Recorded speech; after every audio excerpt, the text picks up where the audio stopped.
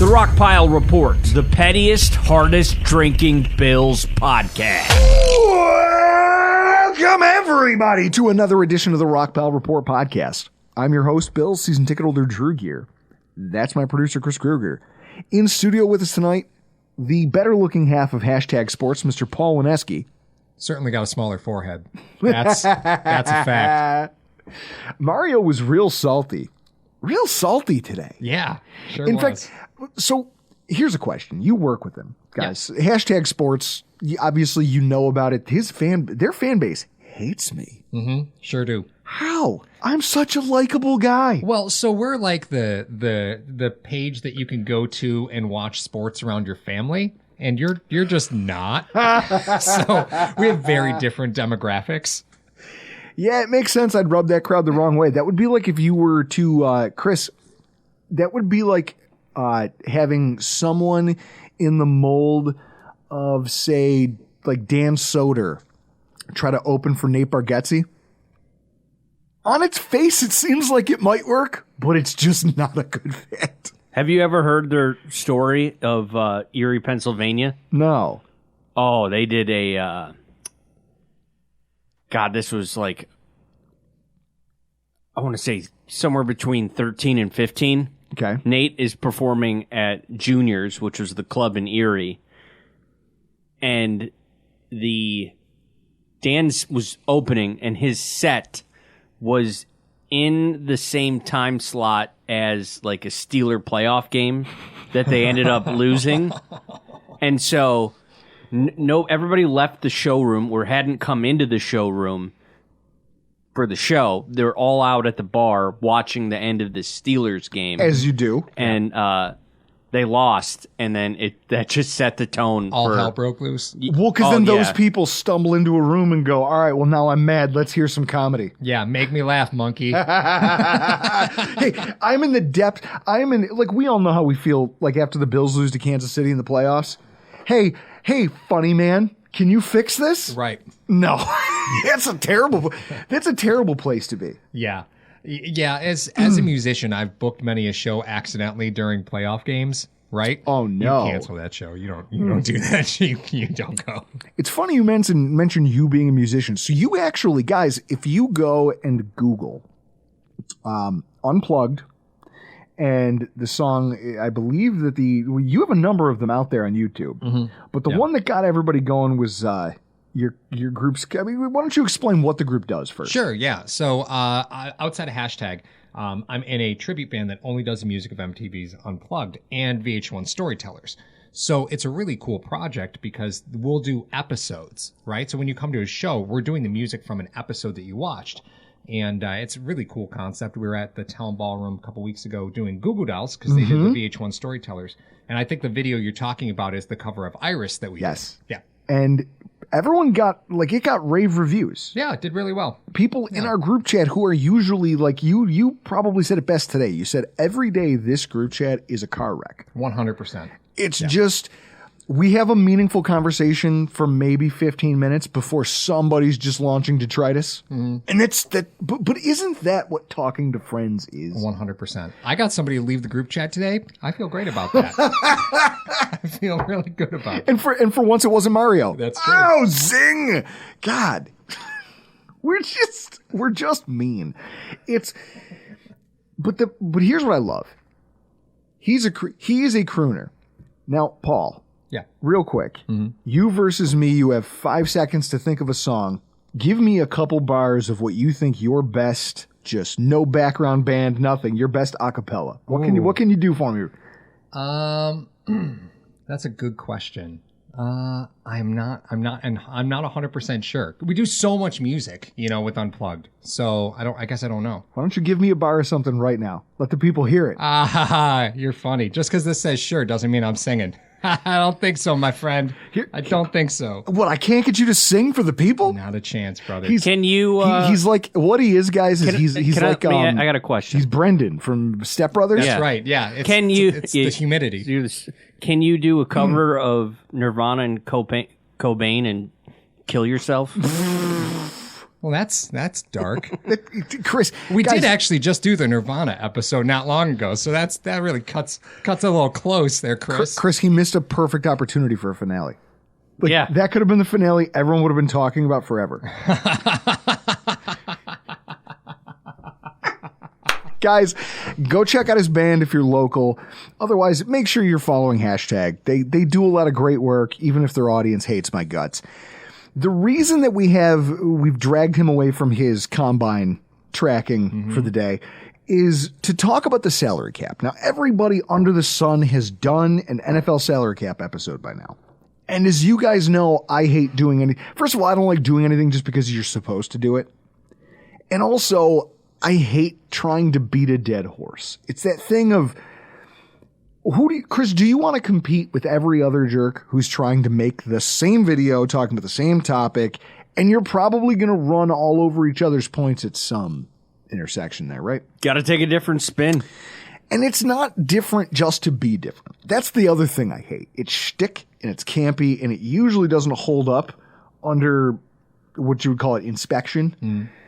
Is being different just to be different. Like some idiot this week on social media launched this video, and it did what he expected it to do. It was a vehicle for nonsense, but it would get him visibility. He kind of decided he was going to do as these people like to call it, a thought exercise. In what if the Bears were to trade their first round pick and a second round pick and a first round pick in the future for Josh Allen? Oh, this whole trade Josh Allen thing. And then tried to act like it was an intelligent stance to take. Yeah. No, it got you in front of people. That's all you cared about. You didn't launch that into the general conversation of football because you thought it was smart.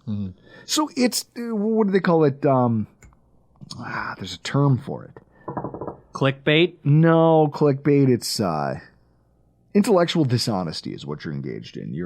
You're starting a conversation from a known fallacy and trying to act like it's meaningful. It's not. And so you don't want to be that guy, but you also don't want to be right there in the middle. And honestly, you just want to have the conversations about sports the way you feel. And when I look at the Buffalo Bills salary cap situation this year, I can't help but feel like we're on the precipice of something. And if we don't do something soon, you're going to be chasing the train. It's like you have an opportunity. You're still standing in the station, and you have to decide whether you want to chase the train or whether you want to...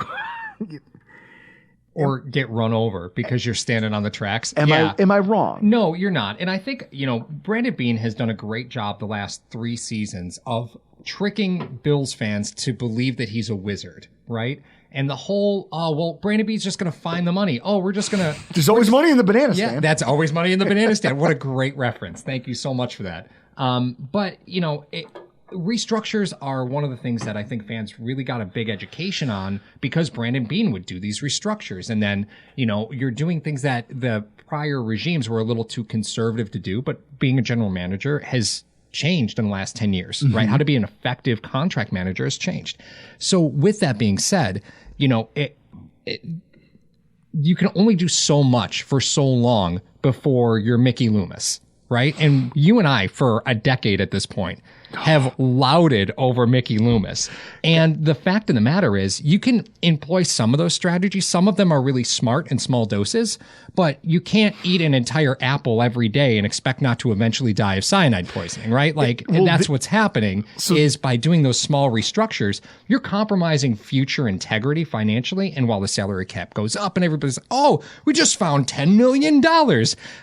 No, you didn't. You have to make sure you don't outpace it. Exactly and correct. Brett Coleman had a tweet the other day that made me cackle because he goes, we've reached my favorite point in every single offseason, which is watching the Saints front office scramble to try to convert quarterback money contract into Loomis bucks so that they can try to dig out of what they started the season with negative $80 million in cap space and no quarterback. And they have started every single season for the last 3 with negative cap space. And they will continue to start every single season with negative $50+ million in cap space because of the decisions that Mickey Loomis made for a decade trying to keep the Saints window open. Now, he's the outlier. He's the guy who took, like, we talk about making mistakes with restructures and the way you do things. He took it all to the nth degree. Tony Montana pushed it to the limit and ended up like Tony Montana, face down in a pool of dead cap. It's just what he's drowning in. And so we don't want to be there. And it's interesting that we're talking today because this is NFL Combine Week. And this is the week when owners and agents and GMs and agents and owners and GMs. And where Paul takes off of work. Well, so this is where they all get together and they back channel. And coming out of this week is when you're really going to start seeing tags applied. You're going to start seeing like trade rumors are going to pick up because teams have figured out, okay, I can't get a deal done with that guy. I might as well get rid of him for something. All of the free agency machinations really pick up after the combine, and that's not by accident. It's because they're all tampering, unrecorded. It's the worst kept secret in the world. This is Paul's Hanukkah. Sure is. And I say that because it lasts multiple evenings. Like, it's not just one night of partying. It's not just one day. It's a whole week of parties. Yeah, when you asked me to do this show, my response was, Drew, it's Combine Week. That's a hard pull. It's Combine Week. It's Combine Week. It's like, what are we doing here? But so coming out of this, you're going to see some things. And so I guess like wherever Bills fans' heads at right now is how do we create cap space? And obviously there's more than one way to skin a cat. You have things like I look at some no-brainers that I'm sure every Bills fan has already come up with. There's restructures you can pull, which is Ed Oliver, Diggs, Allen. Then there's reductions in salary. Mitch Morse, you could probably negotiate one with him because realistically, maybe a team signs him, but does he want to go play for a non-playoff team with what might be his last NFL season? Right, he's 32. He's 32. Yeah. I don't, and he's got concussions and he's got stuff going on. I don't know what his upshot is. Maybe he says, you know what, maybe I shaved $3 million because I know it's good for the team and I still want to be here playing on a team that could still win a Super Bowl. Teron Johnson and Rasul Douglas are interesting because it's that thing of you extend and then restructure. But we'll talk about that later. And then there's just your outright releases. There's a million players who could fit that bill. And that approach makes a lot of sense. Right? It allows you to keep players that you know are already going to be around. You're just shuffling money on their contract. At the same time, you're talking about maybe doing some things with players who you like. Maybe use an organization, see them as a fit long-term. Don't know. I did a kind of a walkthrough for this, Chris. So if you want to pull up the first, my first iteration at trying to do the old Spotrac Cap Manager. Because now they allow you to publish your results. Do you want medium or large? Medium. Publishing your spot track results is a horrible hobby. Yes. It's a horrible hobby. So here's what you have. And you can see, like, Chris, if you just scroll down so we can see the transaction log, because it's pretty simple. Yeah. Okay. This is what I came up with. And I said, here's how you get to $16 million in cap space. And that's not bad. That's not bad. Okay. Like, where you can see there where I lowered their cap hits because I'm expecting an extension and a slight reduction in salary because you restructure. Now, I guess the question is, now I got to 16 million with just these moves. I'm assuming Chris will clip this and put it in the YouTube for people listening. If you wanted to take it a step farther, I was a little bit more aggressive after that. Chris, if you want to show them the next slide, the next iteration of this. Ooh. I jumped up by about $5 million because I got a little bit. I'm not disagreeing with any of those releases on the bottom half of. So that Hines page. is gone, Hardy's gone, Poyer's gone, Yeah. Diggs is restructured, Trey White's gone. That was the big one that moved the needle there. The release of Trey White was the difference between those two, and I got to 21 million in cap, and I said, okay, that's fine. The big question is, for me, isn't even so much the cap right now. And that's, I guess, the crux of this salary cap conversation. I want to know about dead money. I want to have a conversation about dead money. Now, Chris, if you scroll up, the dead cap that it would take to get to 21 million right now is $26 million. Yep. I don't know if that's enough. I think we could it's like, there's a part of me that goes, those are rookie numbers. We could pump those numbers up.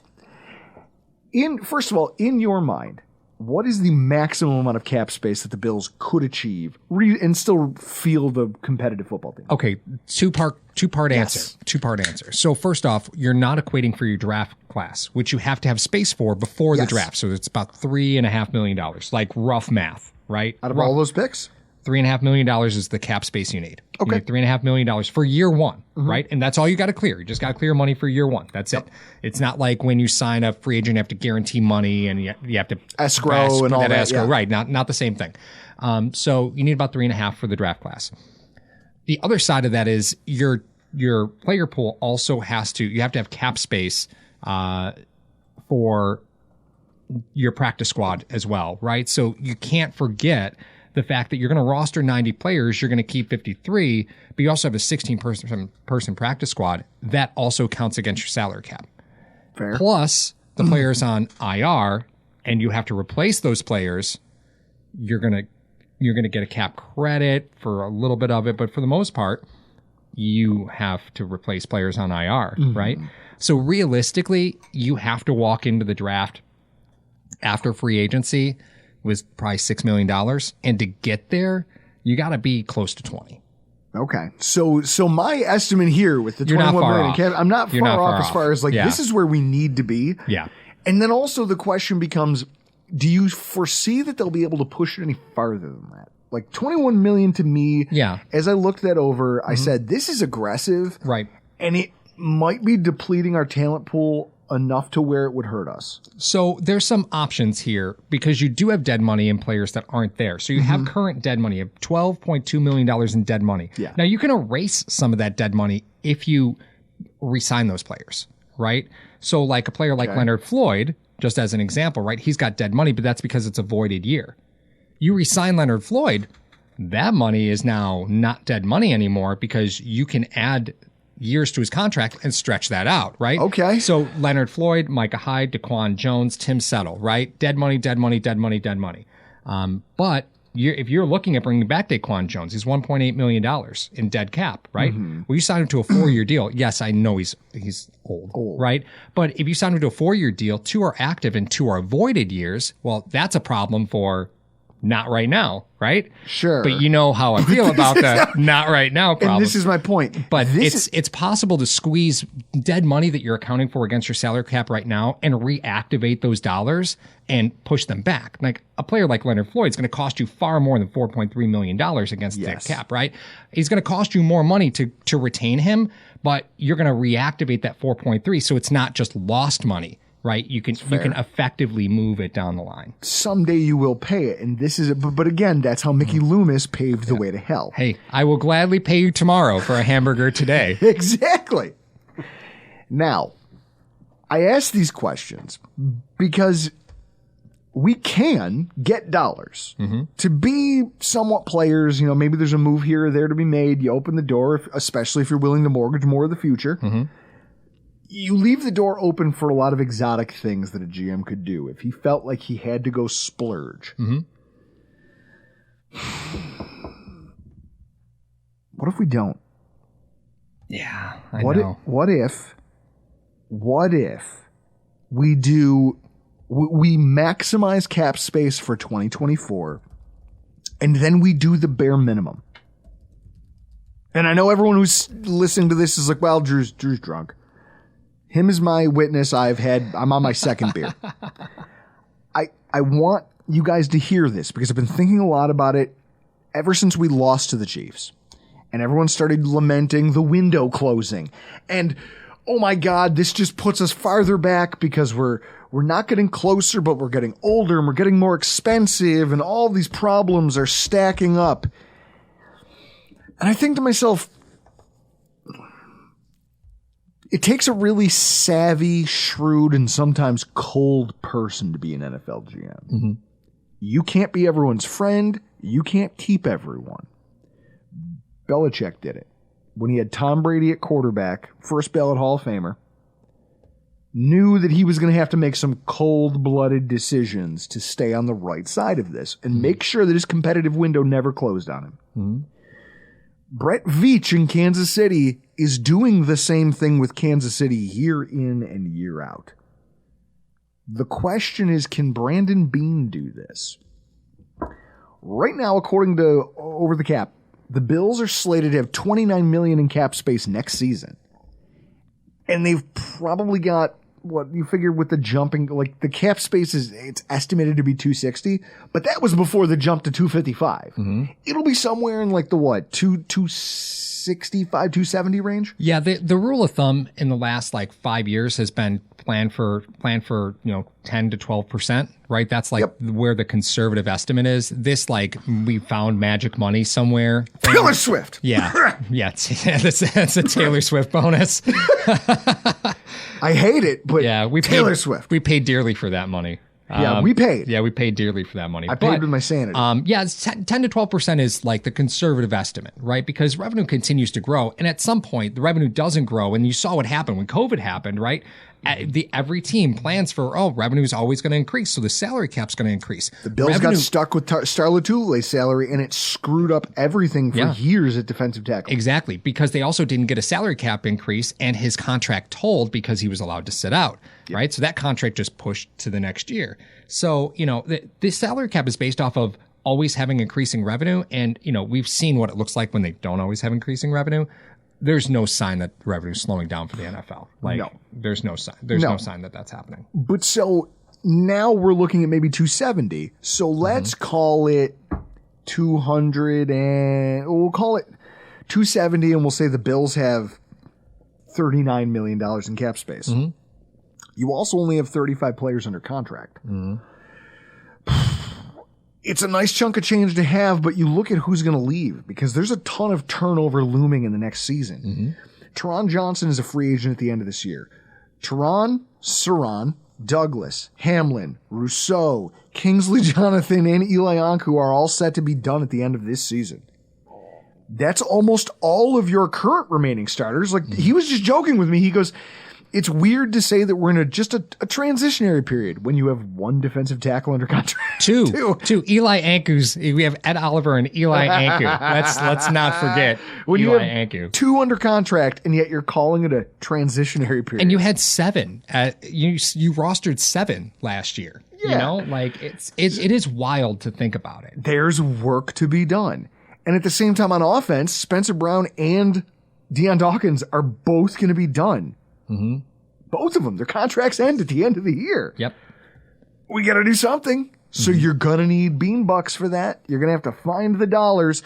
Also, both of our backup tackle options, Doyle and Vandermark. Mitch Morris is done at the end of next season. There is so much turnover on the horizon that anybody who's talking about 2024 like, oh my God, we have to sell out for this, they're not seeing the forest for the trees. Absolutely true. And that's where I start to look at the cap and I start to look at all the machinations and I go, something has to give. And at a certain point, we're going to have to approach this in a way that we haven't had to. Our team got expensive and it got old. It was always young and fun. Mm-hmm. Josh Allen was young and inexpensive. Yep. Now we are old and expensive. Mm-hmm. And that means you have to take a different track if you're a GM. Right. So with that, and then I'm thinking about it like this. In fact, my number was wrong. It's not 35. It's 31 players under contract in 2025. And you have to roster 90. And you have to roster 90 for training camp. Yeah. Do you have to? Is that a mandate? It's not required to roster 90. Could we be the first team to be like, fuck you, we're doing 76. There's nothing. That's it. You can't make me. We start rostering the Alouettes. We just roster half the Montreal Alouettes. Say, nah, just stay up there. They roster Chris and I. They put us on the roster. We go out there. One, we make everybody around us look better, right? Two, interesting. Chris, his bubbly persona light up the room. He's a people person, guys. I'll do it as long as my contract is paid out in crypto. Okay, Russell Okung. I was going to say. Hey, but all the more reason players probably shouldn't be their own agent. No. And in fact, we're going to start our next show with a hilarious story about that. But either way, there's going to be a lot of difficult conversations coming up. Can you pay Terrell Bernard when you have Matt Milano already counting $16 million against your cap? If Terrell Bernard continues to play well into this year and then into next year, he's going to need to be extended at the end of next season.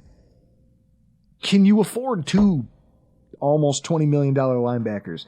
Because we ran into that once and they said no. So does that mean you're moving on from Milano? And what is it like? This is what I mean. There's a lot on the line that I think fans aren't thinking about when you're just looking at the immediacy of the 2024 season. Well, I think there's also a lot of, love for players like Deion Dawkins, Tre'Davious White. While fans that are really football savvy will say, listen, an Achilles is a no joke injury, right? Yes. That's a year plus, right? That's especially at a skill Imagine position. how Dre Greenlaw feels. Yeah, right. Exactly. He's going to miss almost all next year. He's going to miss year. all next year.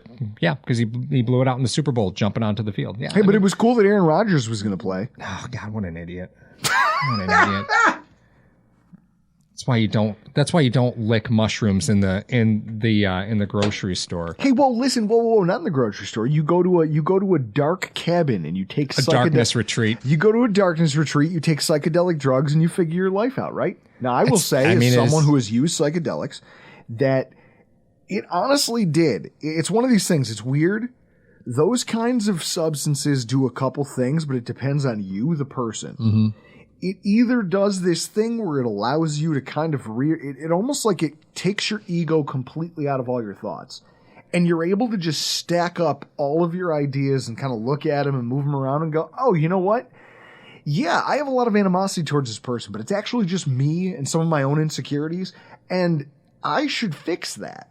Or, hey, I'm not being a good enough role model for my brothers. How do I know this? Well, X, Y, and Z. And it's like, oh, okay. And you can see these all, it's almost like TweetDeck. Anyone who's ever used it, you have all these streams of thought and you can just see them on given topics and just manage them. And it's amazing. It's fascinating to me that you think there's a scenario where Aaron Rodgers can remove his ego from anything. This is the problem. Okay, there we go. See, and there it is. Some people do this and they go the complete opposite direction. Yeah, that's the only. It is honestly the most viable and honestly reasonable excuse to sign with the Jets I've ever heard in my life. I've watched it happen to people where one person, just based on your personality and maybe it's your body chemistry, it removes ego.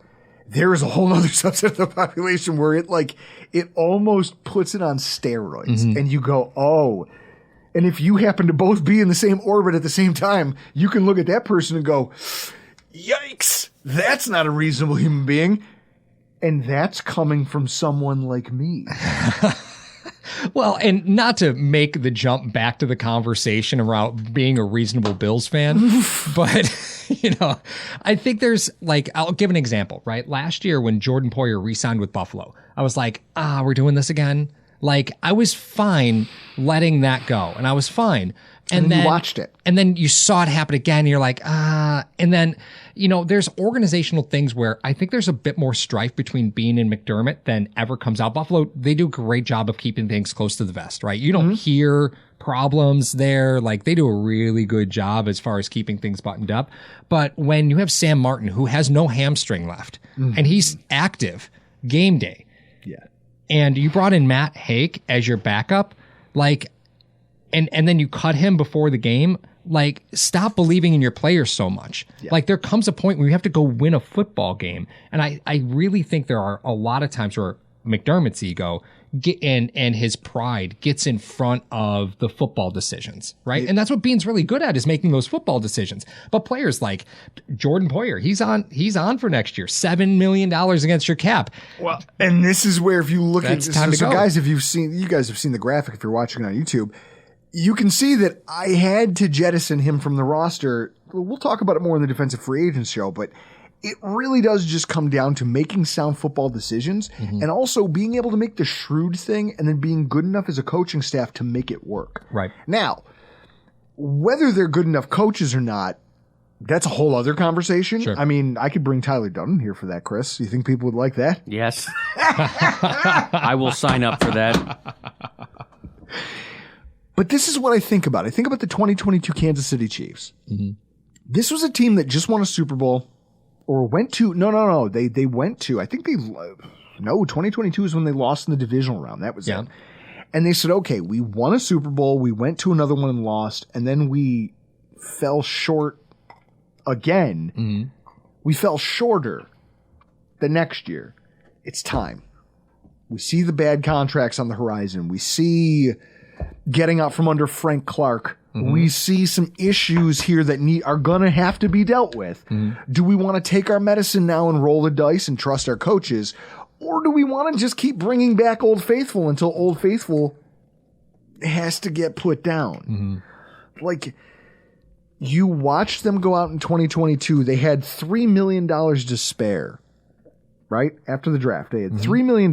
They retained some veteran talent, but they weren't supposed to be a good football team. Mm-hmm. Because if you look at how they were made up, they were top heavy with a handful of contracts. They had Mahomes making up 17% of the cap, Jones making up 14%, Orlando Brown and Frank Clark were another 14%.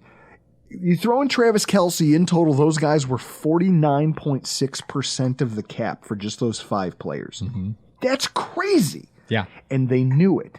They said, listen, this is a down year. We've got some big numbers that we can do extensions and we can move money down the road, but we're not going to do that. Instead, we're going to take our medicine right now and we're going to get creative.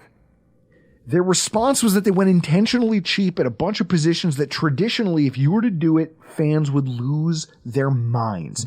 Wide receiver, they had Mecole Hardman as a starter along with Marvis Valdez-Scantling and Juju Smith-Schuster. Those were the names, quote unquote, in their wide receiver core. They had 4 rookie defensive backs on the 53.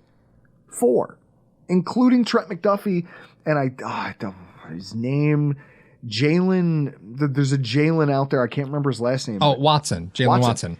And now he plays a significant role for the team. He wasn't great, but he was serviceable in his rookie year. Yeah. Their linebacker core was Darius Harris, Jack Cochran, Leo Chenal, and Nick Bolton. And the hilarious part about this is that Darius Harris and Jack Cochran were undrafted free agents. Yeah. Yeah. And they were starting in this defense.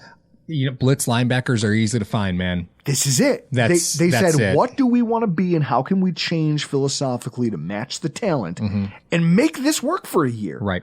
Maybe 2. We'll have to see how long this goes on for. Right. Well, and you don't have long-term commitments to players like that either. Nope. So one of the things that's so interesting, you brought up undrafted free agents, right? One of the reasons or one of the things that you can trigger as a general manager is those guys that you just re-signed to 1-year deals. Dane Jackson is a good example of this, right? You're just continually signing Dane Jackson to 1-year deals because he can't go anywhere without you, right? Like when he hits free agency, he's a exclusive rights free agent. So you own him for the first few years of his deal. Probably shouldn't say it like that. Well, okay. I guess there's no real good way Welcome to the Rock Pals Report. I guess there's no real good way to phrase this upon further review. There's an Ashley Schaefer vibe to that. Yeah. I said what I said. And I think what ends up happening, though, is players, they come into the league as undrafted free agents and they ultimately have no choice the first 3 years, right? Because it's not until you get to become a restricted free agent that maybe you have an option to go somewhere. So the undrafted free agent game is a great game to play as a general manager because these guys can't go anywhere. That's it. They're on 1-year deals cycling all the time. So a player like Dane Jackson, he's in your stable if you want him to be. Yeah. And, it's something that we haven't really seen Buffalo employ much of because they've been very much in the free agent game of going out and getting guys with, NFL experience and bring them in on a 1-year deal and re-signing Shaq Lawson and bringing back Jordan Phillips and, doing those types of moves. The undrafted free agent game is really the wave of the future when you're paying your quarterback $50 million a year. You don't have much of a choice. It gives you stability. And if it doesn't work out, it doesn't matter because there's no dead money. These are just dart throws at something that you go, hey, give me every undrafted free agent defensive tackle. Why? It doesn't matter. How did you restructure Josh's deal in your thing? So how much did you save? 17 mil? Yep. Okay. So in theory, right? In theory, Josh's cap number is $47 million in theory, right? 23 is base salary, and he's got a roster bonus of 6, right? So his guaranteed salary is 29.5. He's going to get that regardless because it's his base salary. Base salary is guaranteed, and it's a roster bonus. And you're not cutting it, right? So it's guaranteed. So the easiest thing to do is a simple restructure. You take that roster bonus, take the base salary, and you just spread all that amongst the entire length of his contract. The one thing Buffalo hasn't done yet is built in voided years to the back of Josh's deal yet, and they still could. Now, the problem that you run into is that you're now going to take Josh's $56 million salary cap number in 2025, and you're going to increase it by like $7 million. Yeah, don't do that. See, and that's what I'm talking about. Exactly. It's guys like, it's conversations like this where you go, well, guys, you can free up more money now. You're just going to have to pay me later. Yeah. I'm looking at a world where I watched a Chiefs team play it cheap for one season, take their medicine, and they still won the Super Bowl. Yeah. They went 14-3, won the West, won a Lombardi. It was a firefight, and it came down to the end. But you were in the conversation regardless of how cheap you went because you had good coaching. You have the league's best quarterback. Like, that's it. I'm not going to mince words here. But Josh isn't far from being a 2A. Well, and this probably leads more into a draft conversation. So this is it. Yeah. So my point is, what you're looking at here is that the Buffalo Bills, like, it's been proven that if you have a great quarterback, not just a good quarterback, you have to have an elite quarterback. And at the same time, if you have an elite quarterback and you have the type of coaching that can, I don't know, make up for some player deficiencies. I go back to the year the year we broke the drought. Who were our cornerbacks? Yeah. Sharice Wright, Leonard Johnson, EJ Gaines. Like, these are the guys who were starring for the Buffalo Bills. Yeah. If Sean McDermott can't make that work, then we fall where we fall. But you're talking about 1 year where you make the decision to say, look, not only do I not want to be a big spender, I want to take all the dead money. I want to give it to me. Give it to me right now so that in 2025 and 2026, when I have to make decisions on players and I have to find a way to extend Deion Dawkins and Spencer Brown potentially in the same year, I have the ability to do this because I don't just have $39 million in cap space. Or I have $39 million in cap space, but I've also, maybe less, but I've managed to retain a Teron Johnson. And I've managed to retain a Rasul Douglas. And now I've moved on from a Trey White, and I have a Douglas at a lower cap number, but he still gives me the production I'm looking for. Like, it's these moves that the Bills are going to kind of have to be shrewd and make, I think. Yeah. From my vantage. I agree with you. And, you know, you look at what they've done across the offensive line. They've played hot potato at right tackle until Spencer Brown actually showed up to be a football player this year. Their guards have just been like the drummers for Spinal Tap. They've been completely replaceable. And this has been since Brandon Beane's and McDermott's arrival. You know, it's been a hot mess across the offensive line. You finally feel like you're getting some stability there for the first time in a long time.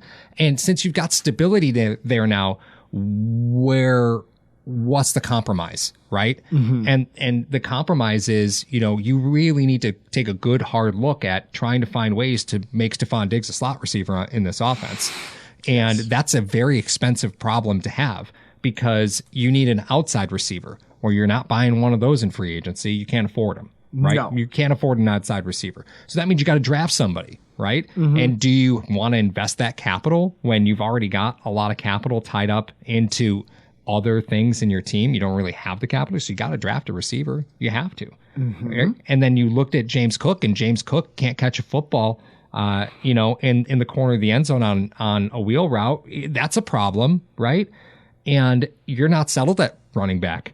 There's a lot of questions, and they're expensive positions to buy in free agency, but they're positions that you can address real late in the draft. And as we talked about the NFL draft, if we were just to do an apples to apples comparison between Kansas City and Buffalo, it's a real compelling argument that, you know, the theory that Kansas City employed was a 3-year theory in preparing to pay your quarterback $50 million a year. Yes. And when you watch the way that it's gone, like there are things the team could still do now. And I think that if they, so I guess for a two-part question to kind of wrap this conversation. Yeah. You and I both agree that I think the best course of action for the Bills is to take their rookie draft pool, utilize it. Maybe not every pick, because 10 picks is a lot. 10 picks is a lot, but it's 10 lottery tickets. Yeah. Are we getting any comps? Yeah, we do get a comp pick this year. So how, it's the first third round pick we've had in the comp pick formula. And is that considered part of our 10? Yeah, it is. So so the way it breaks down is you've got 2 5th round picks, 3 6th round picks, and a 7th round pick. So yeah, it's you got a lot of picks here because I think you traded the 3rd round pick, if I'm remembering correctly. You traded the 3rd, so you didn't have one, and then you got one back in the comp formula. I think that's the way that worked out. Okay. So you said $3-ish million for your draft pool. Yeah, like just easy math, just say 3.5. Okay. It's not 3.5, but just easy math says so 3.5. Well, so that number gets reduced if you make trades and you move around the board. Right. But here's what I'm looking at. I've seen, like, you have all the Bills fans who go, well, we can package this pick and this pick and this pick, and they're trying to do the math of how you get up the chart. Yeah. No. You draft a bevy of options, and you do your damnedest in the undrafted free agent game to try to bring in whatever positions it is you need, whether it's D tackles, whether it's wide receiver. I feel like linemen don't pan out as often as wide receivers and like skill players do. I totally disagree with you there. Really? Yeah, I totally disagree. Undrafted free agents? Yeah, totally disagree. Because you can have an undrafted free agent tackle that plays on special teams for you, right? Like while they're limited, right? I think it depends on the situation. No, I disagree there. I think what happens is wide receiver names are ones you're just more likely to remember. Okay. You know, I think that's just an awareness thing. I actually do disagree with you there.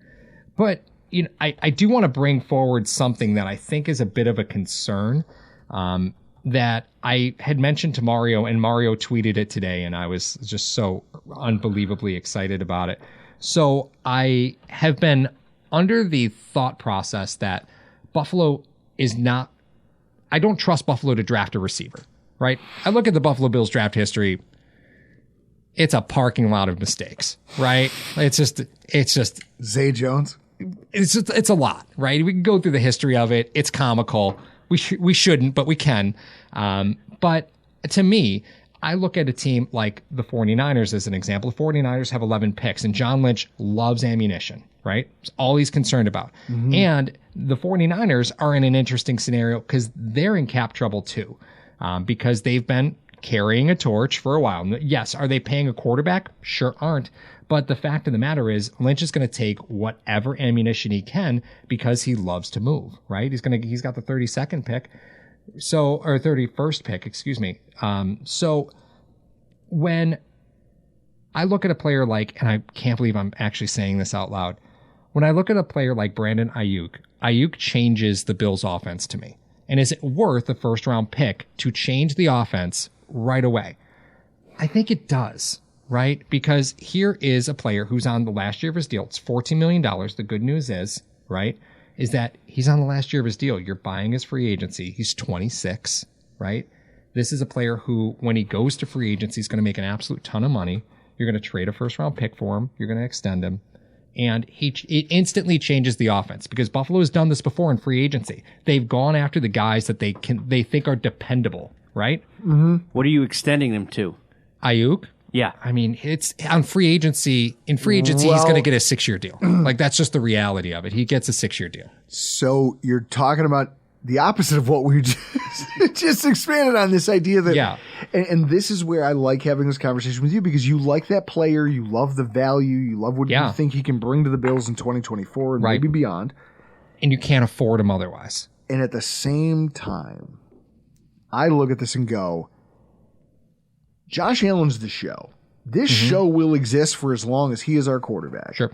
Yep. Now, if you allow this to enter the territory where you have to have a rebuilding year, all of this, like, I don't know what the appetite is to have a rebuilding year, like maybe 2, if you continue down this road of kicking cans. So there are deals you can make. I mean, because we can talk about draft all day long. Yeah. To your point, I just looked at it. Chris, when's the last time the Bills drafted a 1,000-yard wide receiver? Stevie Johnson. That's good. That's good. That's right. That's good. That's 2008 in the 7th round. Yep. Do you know who it was before that? Peerless Price or Eric Moulds? Lee Evans. Mm-hmm. And then it was, as I'm going down, it was Eric Moulds in 96. That's so bad. Guys, this is a season. This is an NFL where quarterbacks throw for 4,000 yards a year. And we have drafted 2 since the mid-90s. Yeah. Who was the Clinton? That was the Clinton administration? What the fuck are we talking about? But that's my point. I think there's the devil that you know. And the devil that you know is Josh Allen with Stephon Diggs. And the reality is Josh is getting to be a better quarterback. But Stephon is at this point in his career, you just have to understand his skill set's going to change, right? Did you see Stephon down the field this year? Not effective. Wasn't effective down the field. You got to stop believing that that's true. And then you look at Larry Fitzgerald and you say Larry Fitzgerald extended his career 4 years by just saying, you know what? I'm going to be more effective in the slot. I'll be the best slot receiver anybody has. And Diggs plays that role so well. And if you're going to go and try and get an outside receiver, you're looking at a 2-year-ish, markup for that. Sure. You can't wait those 2 years. So to me, Ayuk allows you to kind of handcuff that transition for Diggs, because people are already talking about Khalil Shakir as being the greatest receiver the Bills have had in the last 10 years. And I like Shakir, right? I do. And everybody thinks he's a slot receiver. He's 6'1". He's not a slot receiver in the NFL anymore, right? So I look at this and I say to myself, you have an opportunity. You could do some things. You have flexibility. You can do all the Ayuk things that Paul and Mario, those guys talk about at hashtag. You could do a lot of the heavy lifting that they're talking about doing, like the guys over at Cover One, where they're talking about, well, if you maximize your cap space, and then here's a Darnell Mooney and all these other guys that you could nickel and dime and extend and do weird cap things. And then there's me sitting here going, you know what I don't like is complicated. I work in finance. You know what I don't like is complicated. I like looking at my books and going, I'm getting pretty close to being in the red. Mm-hmm. You know what I'd like to do is rebalance my ledgers so I can remain in the black. Because the black represents your window with Josh Allen as your quarterback to win an NFL title. Mm-hmm.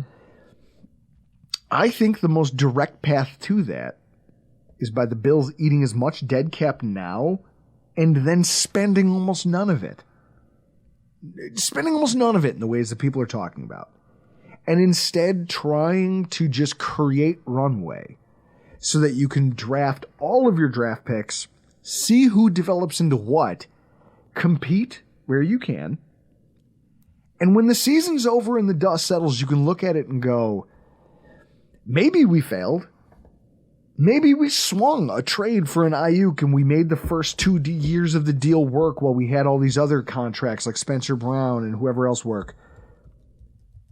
But we at least paved the way for sanity moving forward. I feel like you have to. If we could settle on a number that would be appeasing to both of us, Can I say that $28 million in dead money, I would like to eat that this offseason.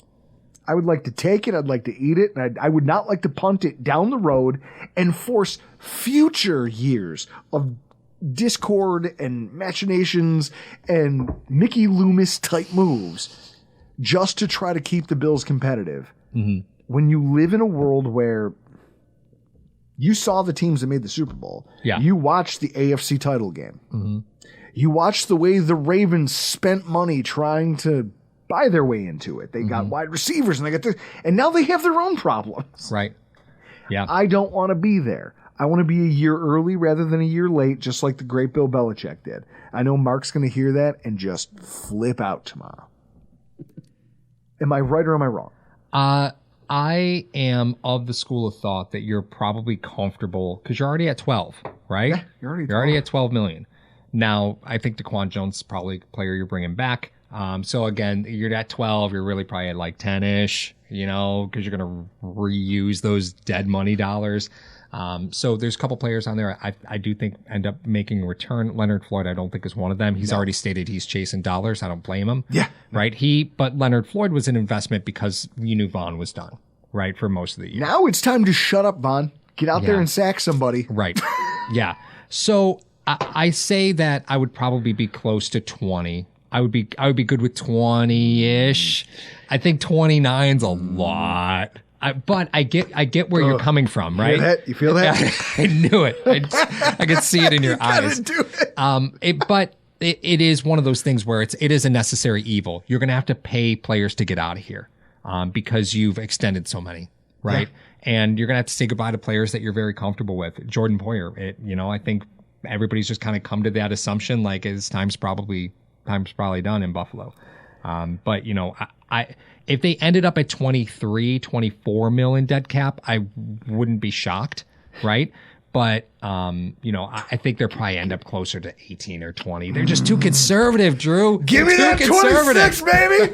Come on now, get me to 26. Put it in my veins. Inject that right here. Listen, it's right there. Just put it in there. Guys, I love these types of conversations because, again, this is what's going on in my head, and it runs counter to a lot of what's already been said. So it's an interesting conversation, if nothing else. Chris, as interesting as the cap can be, nerd. Paul over here is like, what do you mean? I love the cap. Me and the cap are friends.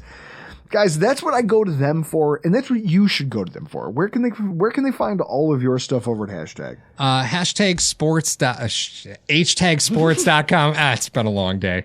And you can find us on Twitter, TikTok. Listen, they're all shared accounts, so don't come at me about what you find on social media. I probably didn't do it. The guy with the giant forehead usually makes most of those. You know who'd be an interesting free agent? Alexander Madison just found out he's getting released by the Vikings. Ooh, see, the combine stuff is already, the wheels are already turning at the combine. That's it. And Paul's mad that he tore himself away from it to be here. Yeah, it's all right. Guys, thank you for joining us for this conversation tonight, but we got to get the hell out of here. I'm Drew Gear. That's Paul Wanecski. That's Chris Kruger. And this has been your Rock Pile Report.